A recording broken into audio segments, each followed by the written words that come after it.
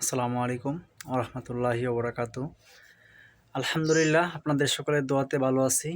আশা করতেছি আপনারা যে যেখান থেকে দেখতেছেন ভালো আছেন। এটি হচ্ছে একটি দেশি গাভী। তো এটার দাঁত মনে হয় 4টা অথবা সমান, দাঁত দেখি নাই।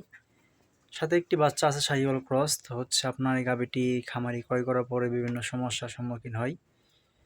তো ইদানিং তার মধ্যে হচ্ছে আপনার মিল্ক ফিভারের যে লক্ষণটা সেটা আছে।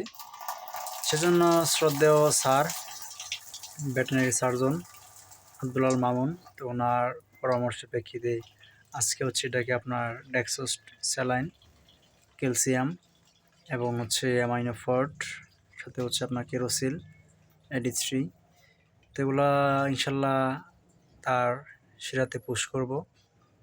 পাশাপাশি আরও কয়েকদিন ইঞ্জেকশন মাংসে পুশ করলে আশা করি তার সমস্যাটা কাটবে। তো সকলে ভালো থাকবেন। আসসালামু আলাইকুম রহমতুল্লাহি ওয়া বারাকাতুহু।